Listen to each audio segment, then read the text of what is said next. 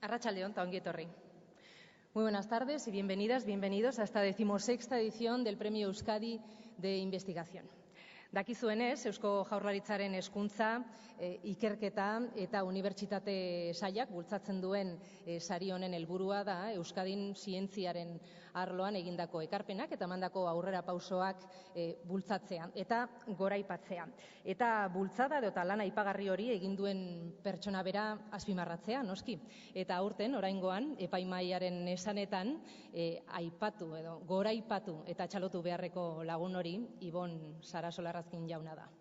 Como ustedes saben, este premio del Departamento de Educación, Universidades e Investigación del Gobierno vasco pretende fomentar la actividad científica en la comunidad autónoma vasca y en esta ocasión se pretende premiar la labor y el esfuerzo de investigadores del área de las ciencias sociales y de las humanidades y, en concreto, destacar la notable labor del profesor Ibon Sarasola Errazkin, que es ingeniero superior por la Escuela Técnica Superior de Ingeniería de Bilbao, también licenciado y doctor en Filosofía y Letras por la Universidad de Barcelona, así como catedrático de Lingüística y Estudios Vascos en la Universidad del País Vasco, de la Facultad de Filología, Geografía e Historia, de aquí de Vitoria, y euskaltzain, o sea que, como ven, tiene una prolífica carrera académica a sus espaldas y todo lo que le queda todavía por delante.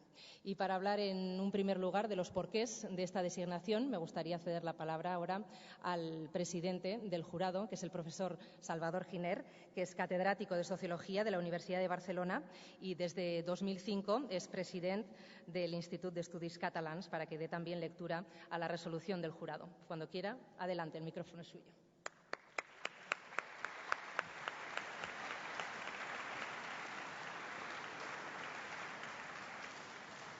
Señora consejera, señoras y señores, les ruego un poco de indulgencia porque voy a intentar hablarlo, ¿no? Leer la decisión del tribunal en euskera. No lo haré en catalán, que es mi lengua, pero creo que es un acto de tributo a los vascos. Sari emateko epaimaiaren akta. Epaimaik deak. Salvador Giner San Julián, Javier López Facal, Nuria Sebastián Gallés, Juan José Solozábal Echavarría, Amelia Valcárcel Bernaldo de Quirós,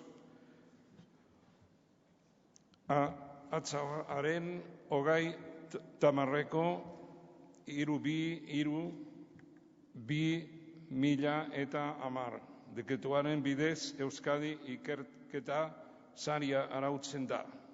Jarduera zientifikoa sustatzeko asmoz.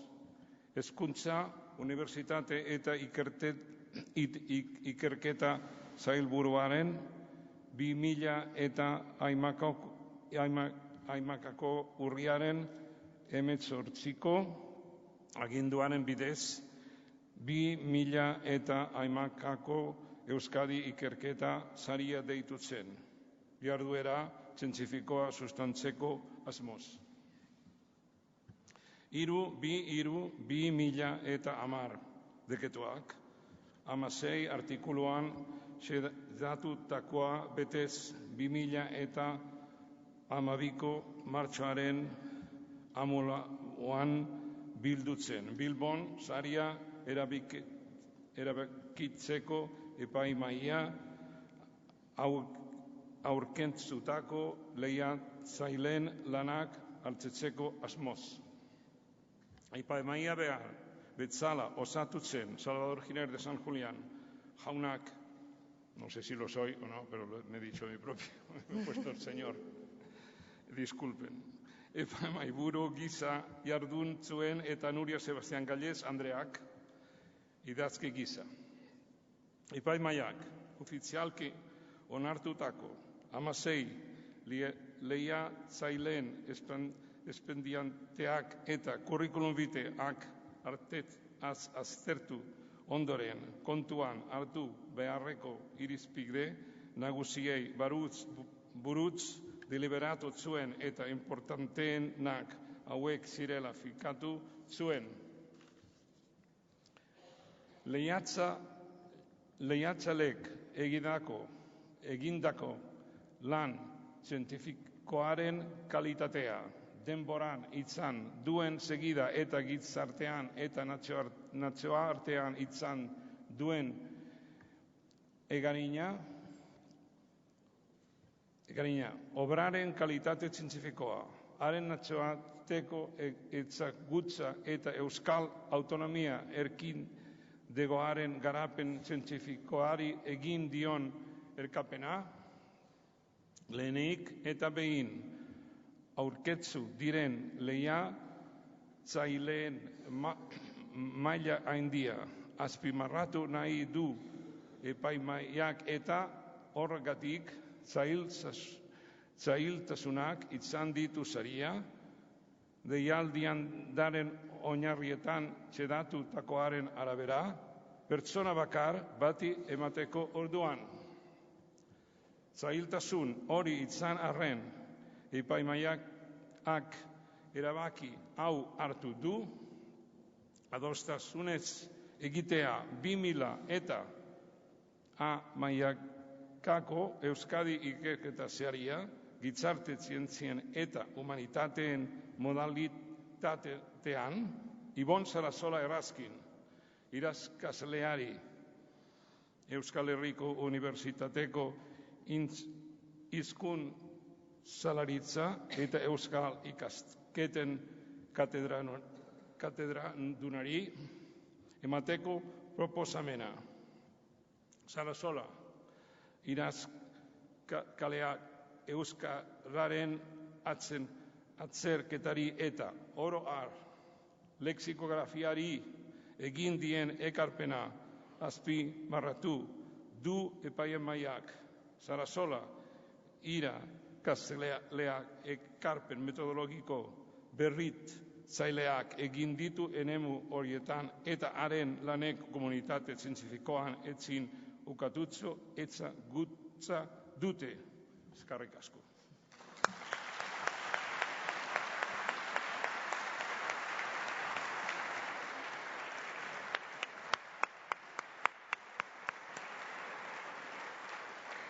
Eskerrik asko, Giner irakaslea, zure esfortzuarengatik ere.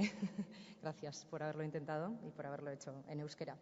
Goazen orain, Isabel Cela, hezkuntza, unibertsitate eta ikerketa sailburuari gonbitea egingo diot, segituan Ibon Sarasolari saria emango diozu, ikerketa saria.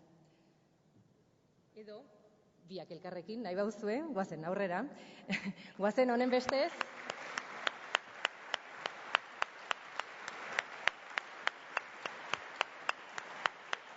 Euskadiko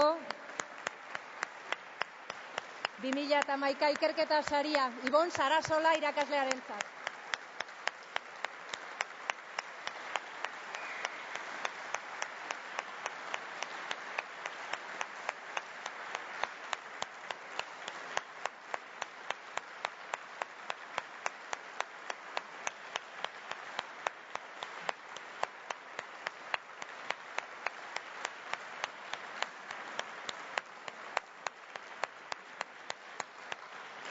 Zorionak, Sarasola jaunari, nahi bauzu, Cela Anderea, suposatzen dut, hitzen batzuk eskiniko dizkiguzula, nahi duzunean, Sarasola jauna. Zurea da mikrofonoa.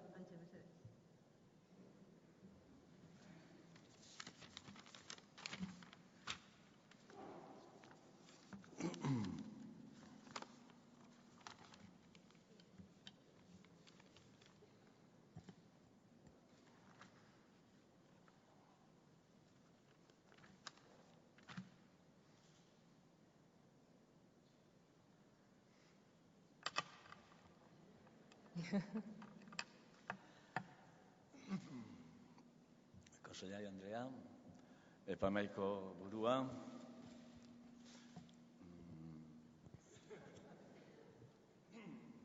Jaun Andrea, arratsaldeon. Jendeak idea bitxiak ditu, hizkuntzalaritzaz. Ulertzen da? Hola, hobeto. Jendeak esaten izan, jendeak ideia bitxiak ditula hizkuntzalaritzat. Segurazko gauza guztietaz izango ditu idea bitxia, baina euskaltzaren hitzat mintzat bai. Adibidez, oso normala da, pentsatzia, jendia pentsatzia, hizkuntza batzia, hizkuntza bati estandar literario bat eskaintzea, hornitzea hortaz, zer esan dela, euskaltzain, dalako akademiak prestatzen du eredua, eta gero jendia betetzen du, eta kitxo. Inundikan ere ez da hola, eta gainera, badaude euskuntzalariak adibidez David Kristalek eta azpimarkatzen dutena ze zaila den egoera batzuetan, gure egoeran adibidez, hizkuntza txikien eta egoeran eredu bat, batez ere eredu bat, gizarteratzea. Ez da hau, momentuko egokiena horren historia egiteko, baina puntu batzuk azpimarratu nahiko nituzke euskararen batasunean. Euskararen batasuna hasten da 1900 gaurko zeran. 74an, eta abiatzailea Txillardegi da. Txillardegi, Baionan, Euskal Hizkaritzarekin, halako zirriborro bat egiten du, hori publikatzen da jakin aldizkarian. Orduan, momentu honetan, Zorukargian, jakinen, anaitasunan, aldizkarietan mobiltzen ginenak bat gatoz, orduan, Mitxelanak ikusten du hor badagoela masa kritiko bat aurrera egiteko, berak hartzen du proiektua, eta berarekin euskaltzaindiak hartzen du proiektua, eta hori da eskema berez. Ez zan lan erresa izan, lehendabizi zertaz ari ginean, ikusi beharko gendelako, eta ados etorri ginean puntu importantena, gauzak ondo ateratzeko modu bakarra, literatu tradizioa zala oinarria, ez beste oinarri batek ez zuela funtzionatuko, ez zala gizarteratuko. Baina, karo, eredu hori hartziak zaitasun handia zituen. Ze, karo, ez genduen, pentsa, ezaztu, diktadurapean ari ginela lanean, bat, eta bi, Euskal Unibertsitateren arrastorik ere zegoela. Beraz, gure literatur tradizioa era orekatuan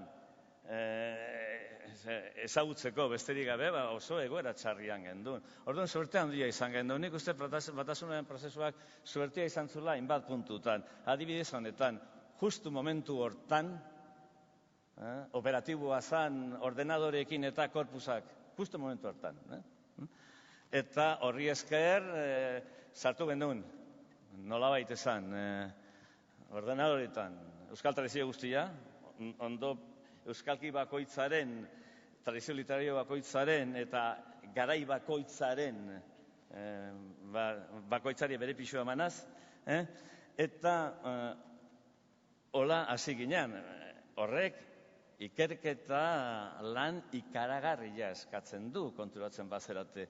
Hasi ginen gauza errezeinetik, morfologiatik, hau da, deklinabide formak eta disformatik. Hori nahiko ina zegoen zenela multzo itxiak diran, ez dira iztegia bezala, inoiz bukatzen ez dena, eta Mitxelena nahiko landua zuen ez gero hori oso errezein zan. Problema izan zan bigarren pausoan. Badago puntuak olan aipatzeko beste kontu bat, atxarena, orain, beste jendia ez dakit asko dago, baina beste jendia atxarena da, egundoko problema izan zan, baina oso ondo etorri zitzaion, ze guruan gendun askoari ze gertatu zitzaion. Askoek gerraurrian bere eredu hain zuen, euskaltzainburu izan da, bere eredu izan zuen, Gipuzkoara osatua, danak txalotu zuten, inork eretzun, bere beretik segitu. Hori baita gehien bat pasa daiteken aloko kontuetan. Orduan atxia onartziak, teknikoki, etxeon inongo zalantzarik, atxia nahita askoa zala, hitzei gorputza emateko besterik espaldin bada ere. Polemikak harri zuen, orduan jendiak lehendabizi zertan ari ginen ezagutu zuen, eta gero, alde batera edo bestera hartu izan zuen. Bigarren pantia da dena dela importantena. Oso ondo, euskaltzaindiak egin dezake, eredurik miragarriena, baina gizarteratu behar dezu hori gizarteratu.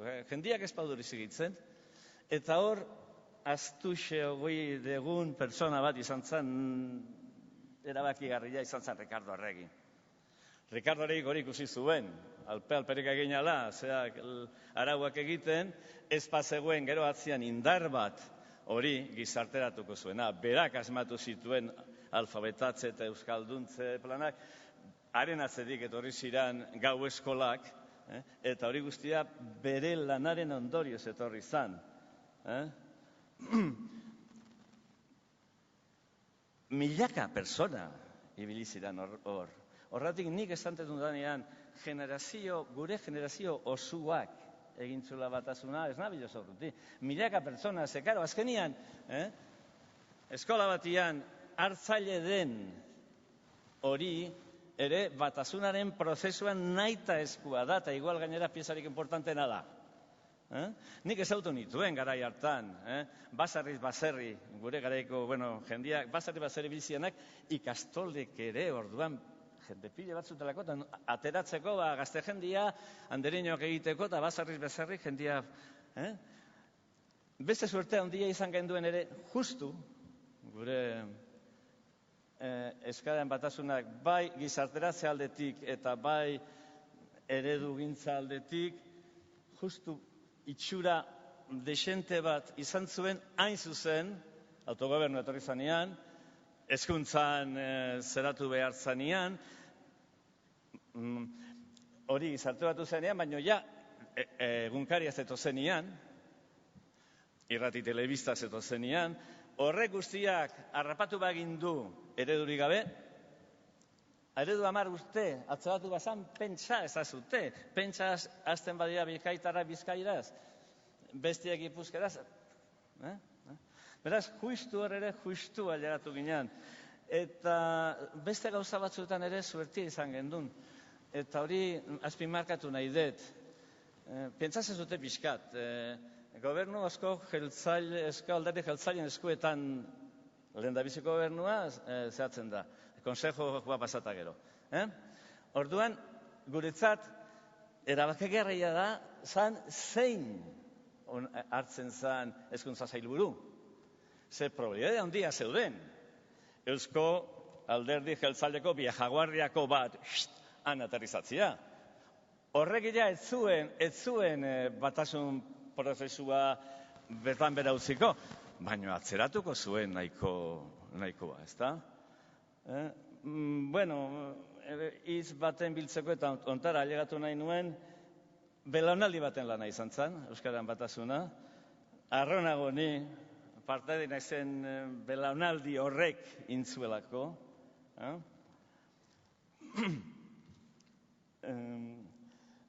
Pentsatze egoera, ze erentzia hartu genuen guk, horixek aipatzen zituen 300 irakurleak, euskarazko 300 irakurleak, dialekte hainbat euskalki, Donostiko Santo Tomas Lizeoak, lehenengo urtetan, matematika okaklasiak ataz ematen zituen. Zegaro, ez libururik egiteko moduik, ez irakasari prestaturik. Hortik, jendiak askotan ahazten du nondik, zen, hortik jaio ginen, oindela 50 urte, ezintzan euskeraz matematika okaklase bat eman, ez da lizeoan ere, Santo Tomas Lizeoan ere. Beraz, hori jaso gendun, eta hurrengo generazioari eman geniona, biztan da, hizkuntza batu bat, edo zer gauzataz orain ja nahiko txukun dagoen eredu batekin, milaka eta milaka saltzen diren literatura produzio batekin, eta nik niretzat, hori da, nik ikusten detena zari honetan, belaunaldi oso bat, ni belaunaldi horrein bat gehi ustezango, baina bat naiz, eta ni behintzat belaunaldi horri eskaini nahi diot sari hau. Entienden a menudo por humanismo algo difuso entre lo poético y lo artístico, casi hasta lo cursi, desde luego que a científico. Y como supondrás, esta connotación me hace muy poca gracia. Estamos de acuerdo, claro, en que la ciencia es esencialmente humana, porque que se sepa, El hombre es el único animal que ha producido ese producto que es la ciencia. Y por lo tanto, la ciencia es un producto humano.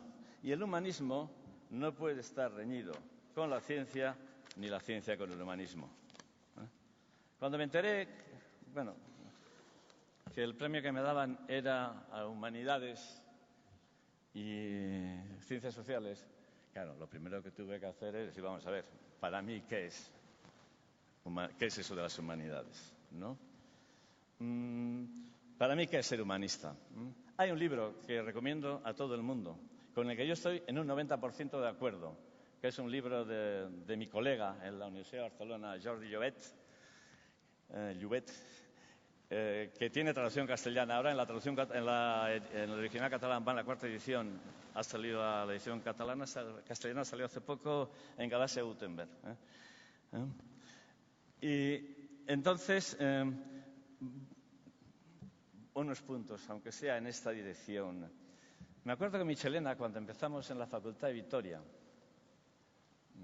de planes de estudio y tal, y alguien dijo, pues esto, filología inglesa, y dijo, ¿cómo filología inglesa?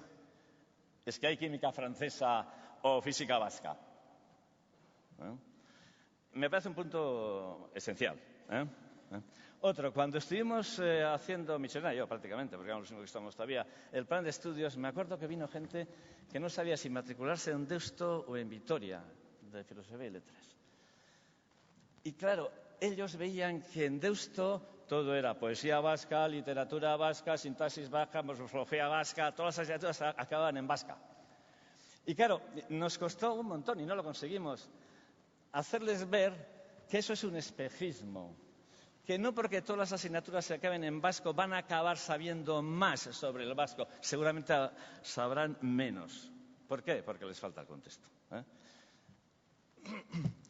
¿Alguien piensa que Michelena, por ejemplo, consiguió reconstruir el protovasco porque era muy listo o porque estuvo todo el tiempo dando vueltas allí a los datos vascos?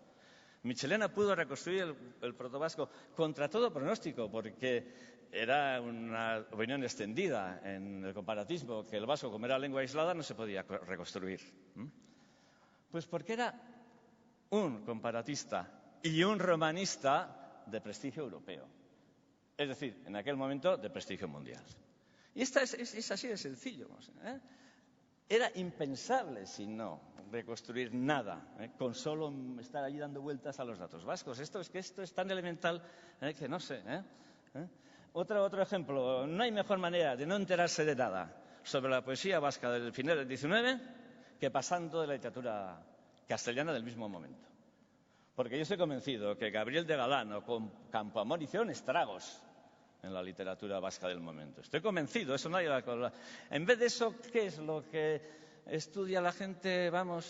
Dice, bueno, agarré Sebeitia, tantos poemas, el primer poema tenía 14 estrofas. Eso es describir, eso no es investigar. Y creo que eso lo tenemos que tener claro. Una cosa es describir, pues no. Otra cosa es decir, bueno, es esto. Vamos, aquí pasa esto. Eso es investigar. Aquí pasa esto y pasa esto porque pasaba aquello. Hay un cuento de Borges, muy bonito, de una persona que tiene todos los datos. Y no se entera de nada, claro.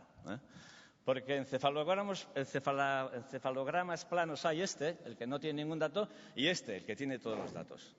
Porque saber es discriminar. O sea, saber es discriminar. Y para discriminar te hacen falta algo más de los datos que acabas de ver. Investigar es como estar en un laberinto. En un laberinto, ¿cuál es la forma de ver qué pasa? Con un globo aerostático, para utilizar una figura del siglo XIX. Subes y dices, ¡oiga! Mira.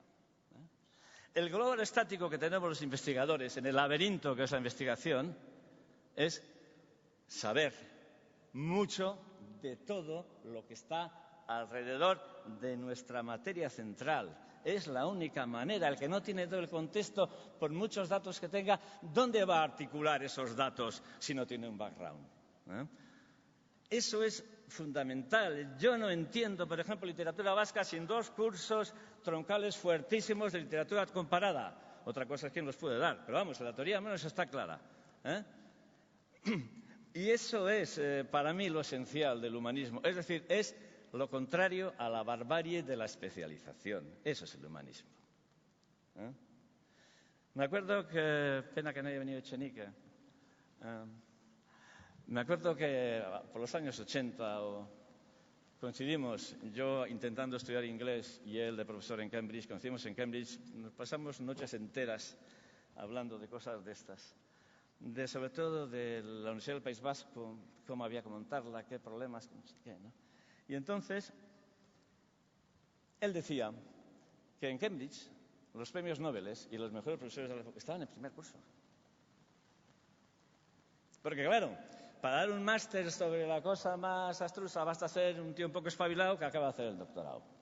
Ahora, para explicar a los alumnos que llegan, que en general son muy buenos contra la opinión de los malos profesores que piensan que son malos. Hay muy buenos profesores en primero y muy preparados. A estos hay que decirles en principio, bueno, física, pues física es esto, no es ni esto ni esto. Estudiar física es esto, investigar es esto, y no esto ni esto. Entonces, yo creo que tuve la suerte, y con esto ya estoy acabando ya, tuve la suerte de conocer a un profesor así, en la Escuela de Ingenieros de San Sebastián, uno que vino de América, un tal Miró. Me acuerdo, yo tendría 18, 19 años, estaba en Física 2, y de repente nos dijo, estaba hablando sobre la estructura del átomo, y nos dijo, yo no sé si existen los electrones, pero todo sucede como si existieran. Es una frase que me marcó absolutamente toda mi trayectoria, vamos. O sea. Porque creo que Saussure, ese gran comparatista que fue Saussure, cuando en 1897 postuló laringales para el hitita, que era un idioma que se hablaba en Anatolia que hacía tiempo que se perdió, se hablaba hace 3.000, 4.000, 5.000 años. Cuando postuló laringales para el hitita, la perspectiva metodológica, la única que podía tener era la siguiente. Yo no sé si hay laringales sin hitita, pero todo funciona, todo sucede como si hubiera laringales sin hitita. Después, con el tiempo, cuando el hitita se conoció mejor, pero claro, un idioma de estos había unas inscripciones cuneiformes, ¿no? Hoy todo el mundo está de acuerdo en que el hitita tiene laringales. Quiero decir que no hay investigación de letras y de ciencias. Hay buena investigación o pseudoinvestigación. Pseudoinvestigación que se vende, humo que se vende como investigación. Y que deberíamos combatir más, creo yo, nosotros, vamos, los que nos interesa que el humanismo sea humanismo y no. Y con esto termino, hay un libro que a mí me interesó mucho, que va en esta línea, de Alain Sokal y Jean Bricmont. Hay traducción castellana también, creo que en Cátedra o no sé dónde, que se titula, no me hace falta decir nada más, Imposturas intelectuales. Y en fin, el primer autor que trata es Lacan, claro, y el segundo autor que trata es Kristeva. Con eso creo que he dicho todo lo que tenía que decir sobre... Tengo que agradecer al jurado el premio que me han concedido, porque, claro, no es fácil a una persona que ha escrito casi todo y lo esencial en euskera o sobre el euskera, claro, hay un esfuerzo añadido que tienes que hacer para estudiar eso. Por eso agradezco ese esfuerzo. Y luego hay otra cuestión personal. Ya uno tiene una cierta edad y se da cuenta de que pasan los años y no ha tenido ni un homenaje, ni un reconocimiento, ni un premio, y de repente le cae el premio que en el mejor de los mundos posibles es el que había soñado. O sea que muchas gracias también por ese lado, al jurado. Eskerrak oro bat nire hautagaitza babestu duzuten edo sustatu zuten guztioi. Ez naiz hasiko izenak ematen, baina badakitela hori eta alde hortatik nire esker onena badezutela. Eta bukatzeko eskerrak bereziki Pello Salabururi. Berak ikusi zuen, beste batzuk ere ikusiko zutena, euskarari eta euskarazko ikerketari buruzko mundu hori, guru mundu hori, euskaldungoaren mundua ikusezina dela. Are gure gizartean, are gehiago gure gizartetik aparte, ez? Gora idia horieko, ez da? Claro, horren aurrean bi postura hartu ditezke, salatu, edo, beste gauzatin lehike, saiatu, lan egiten, honekin hitzeiten, bestekin hartu honen, Nei, bigarren modelua, salabururen modelo gustatzen zaiz. Salatzaileena baino asko gehiago. Eta besterik ez. Arratsaldeon, berriro.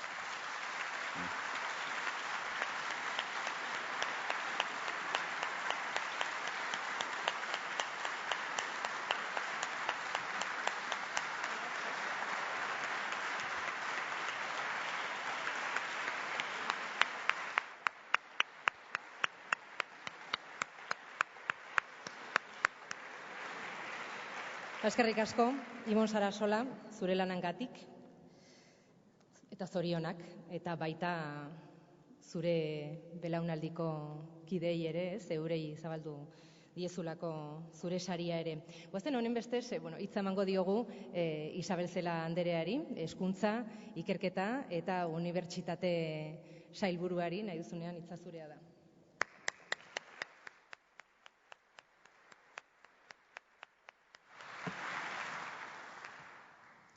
Sailburua, Euskal Herriko Unibertsitateko erretorea, tribunaleko presidentea,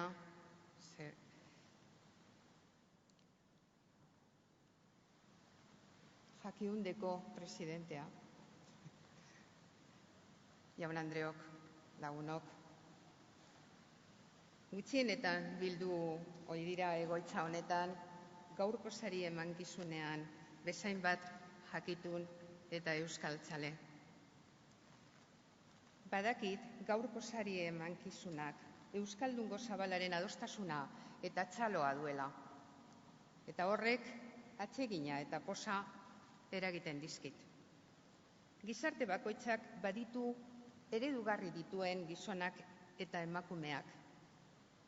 Ibon Sarasola horietakoa dugu. Bere lanagatik eta bere izaeragatik erreferente bilakatu da euskaldungarentzat eta bertako ikerlarientzat. Euskara batuaren ajeak izeneko bere liburuan honela zioen Ibonek. Ez gara dagoeneko gazte, seme-alabak ditugu, eta 50 urte ez da egokiena gauza berriak ikasteko eta batez ere ohiturak aldatzeko. Duela 15 urteko hitzak dira eta harrezkero Sarasolak frogatua du gauza berriak ikasteko gauza dela, baina ez agian ohiturak aldatzeko. Zeren eta urteetan aurrera egin ahala, gauza gehiago dakizki, eta berean jarraitzen du ohiturei dagokienez, beti lanean alegia. Berriki esana du gainera, norbaitek erretiratzen ez duen bitartean, lanean eta ikerketan saiatuko dela. Lan izugarria egin du Sarasolak. Eta lan ona gainera. Urregorria balio duen emaitza eskaini dio euskaldungoari. Bere hiztegiekin euskararen bizi joria eta gardena nabarmendu du. Baditu aurrekoak. Baina inork ez bezala asmatu du bere lanari zientziaren oreka eta finkotasuna ematen. Duela 36 urte, euskal literaturaren historia bat egin zuen Ibonek. Bertan adierazten zituen jadanik euskararen ajeak eta handitasunak. Bertan nabarmentzen zituen euskal literaturaren gabeziak eta premiak. Harrezkero gauzak asko aldatu dira eta hobera gainera. Baina orduango bere irizpideek balio izaten jarraitzen dute. Han aldarrikatzen zuen euskararen bizi berritu beharra eta halaber euskal literaturaren eredua aldatzeko premia. Euskal letrek elizgizonen ardura izan ziren aurretiaz. Eta erreleboaren beharra azpimarratzen zuen Ibonek. Duela 35 urte, ezin imagina zitekeen euskarak eta euskal literaturak bizituko zuen aurrerakada bikaina. Neurri batean, Ibon Sarasola eta bere generazioari zor diogu aurrera bide hori. Bere nortasunarekin Ibon Sarasolak euskaltzalearen tipologia berri bat sortu zuen. Berak salaturiko euskal literaturaren izaera lebitikoak beste itxura eta nortea hartu zuen. Dakizuenez, Ibon Sarasolak ingenieritza ikasi zuen hizkuntzalari bilakatu aurretik. Ez da, euskararen alorrean sarritan eman den bilakaera.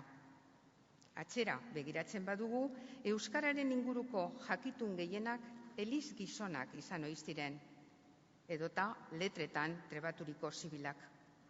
Sarasolaren belaunaldian badira, beste banaka batzuk zientzien arlotik euskararen eremura etorriak, baina berak egin zuen biderik nabarmenena. Gizaldien zehar euskararen inguru ideologia ugari izan ohi da.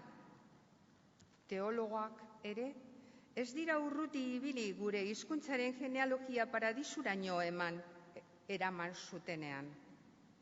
Tobar jaunak zioen modura, euskararen inguru ideologia sobera antolatu izan ohi da, eta behar hainbat zaio zientifiko.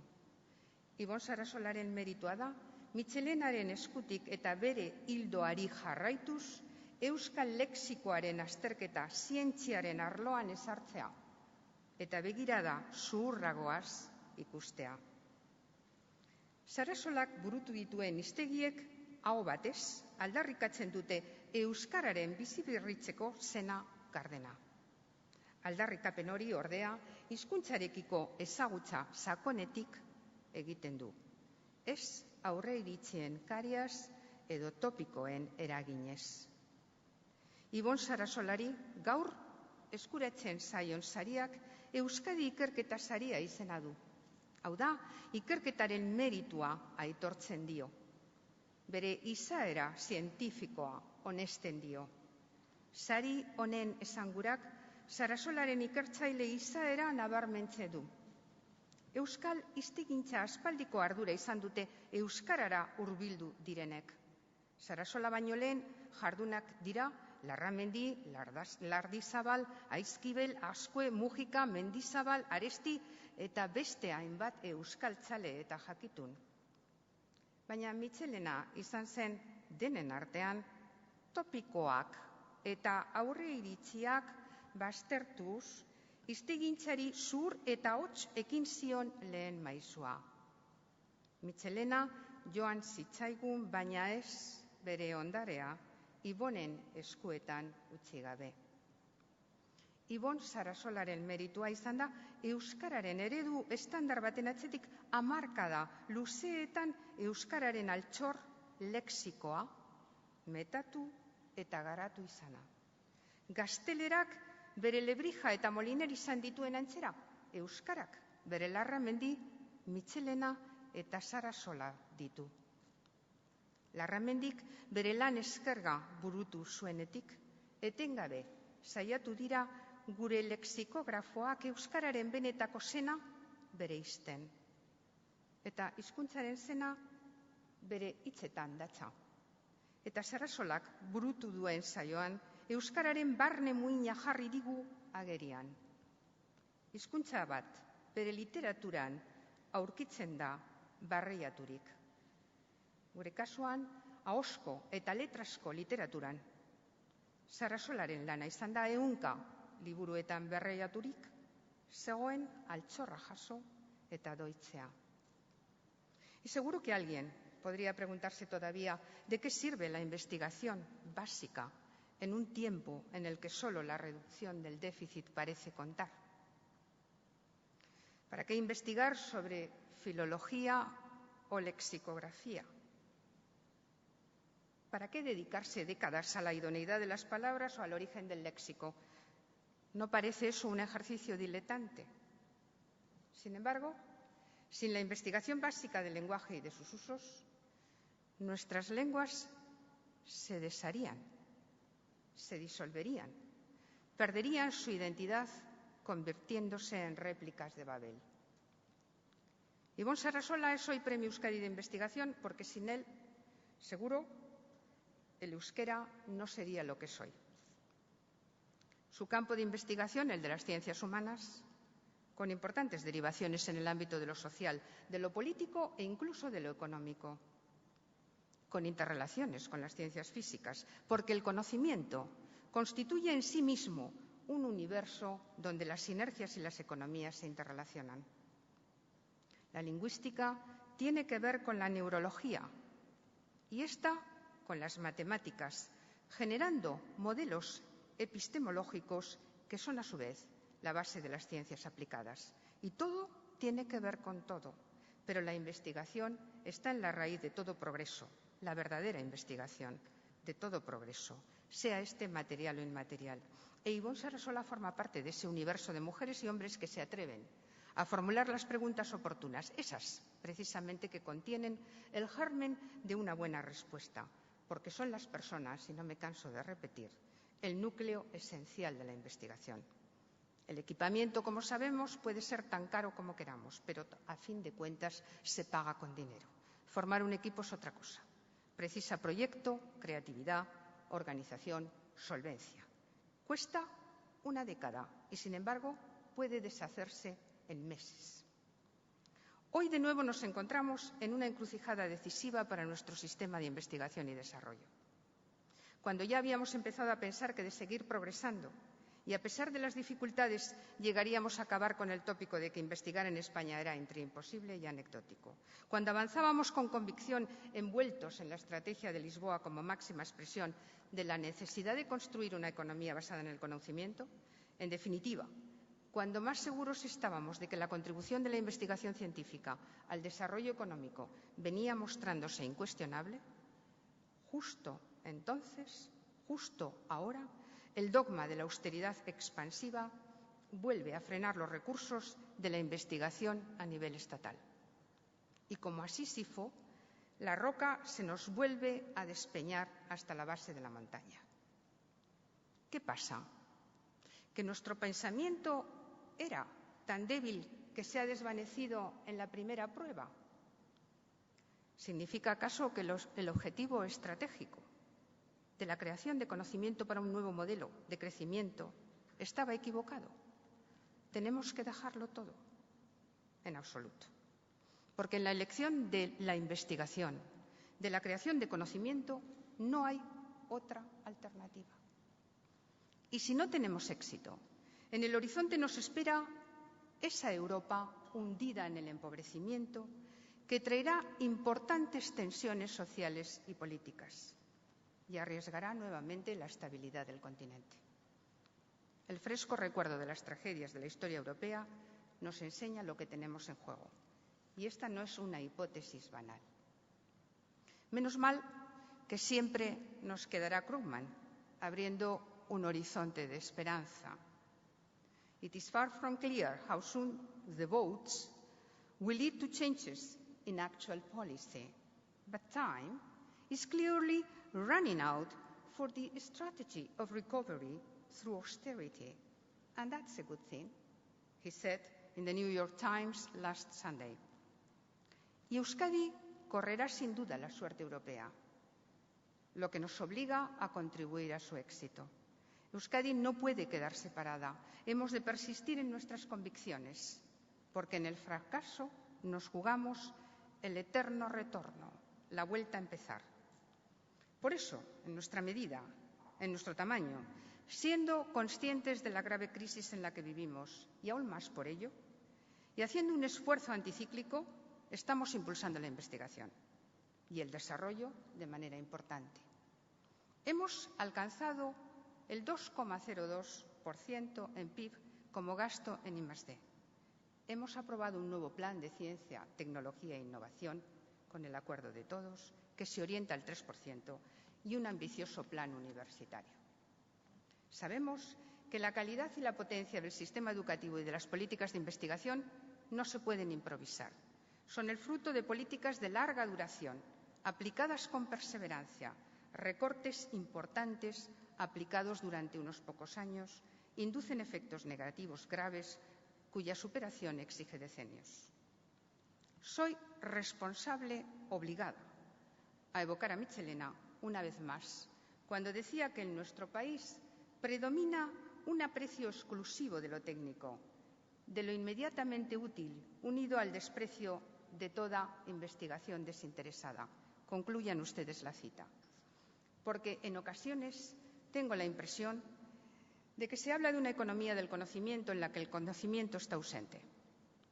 No solo en Euskadi, pero sobre todo entre nosotros, muy llamativamente entre nosotros. Triunfa una visión profundamente reductiva de lo que significa la economía del conocimiento. A la luz de lo que se oye, pareciera como si el conocimiento se redujera a innovación. Hemos de recordar una vez más que no habrá aplicación de la ciencia si no hay ciencia que aplicar y que fracasaríamos todos si optáramos por concentrar nuestros mayores esfuerzos en innovación relegando la investigación básica y tecnológica, confundiendo así entre avances o descubrimientos científicos y su explotación económica. I can see fear in a handful of dust, decía T.S. Eliot in The Wasteland. Hundidos vivimos en el miedo. Miedo al desempleo, miedo a ser intervenidos, miedo a la prima de riesgo, miedo al déficit, miedo hasta en un puñado de polvo, todos con miedo. Los neonazis quieren ocupar un 7% de la Cámara griega y Beppe Grillo consigue un 10% de los votos en Italia, mientras el primer ministro belga lleva a 1.000 estudiantes a visitar Auschwitz. El miedo como embajador del estupor, de la resignación general y de las dictaduras. Menos mal que nos queda París. Siempre nos quedará París. Hollande, bajo la lluvia, abriendo la puerta a Europa. No podemos continuar engañándonos con la supuesta inevitabilidad de los acontecimientos. Hay alternativas. Y lo contrario de la austeridad es el derroche, que despreciamos. Pero el crecimiento, el empleo de 23 millones de europeos, la pobreza del 23% de hogares españoles no pueden, de ninguna de las maneras, ser sacrificados al dogma de la reducción del déficit. Y esto nos interpela. Necesitamos más pensamiento libre. Necesitamos más conocimiento para orientar mejor nuestra conducta. La competición es carretera de doble dirección. Hemos de elegir a los mejores para que los mejores nos elijan a nosotros. As Kenneth Clark stated, civilization must be understood as the permanence and continuity of critical attitudes, ongoing review of the past, and uninterrupted development of a future project. Emoción, cultura, ciencia, civilización, conocimiento en suma, para instalarnos conscientemente en el tiempo y en el espacio que nos toca vivir, con una vida honesta, guiada por el pensamiento. Por eso hoy, Ibon Sarasola es nuestro premio Euskadi de investigación. Mila esker eta zorionak.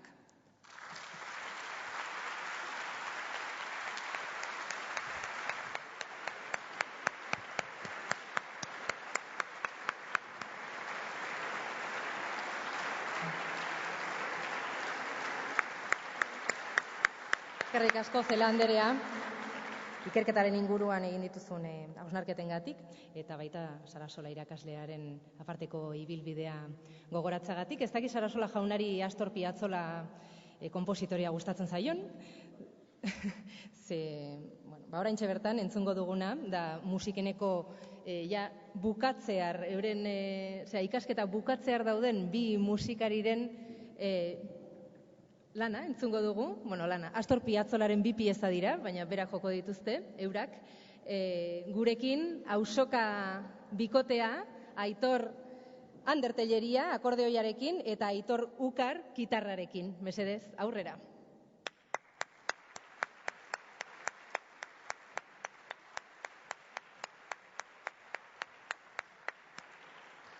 Auzoka bikotea, Ander eta Aitor betidanik elkarrekin egon dira ikasten eta orain lanean. Eta Astor Piazzolla, Argentinako konpositore eta akordeoiaren maisuaren bi pieza joko dituzte, dira Bordel eta Nightclub.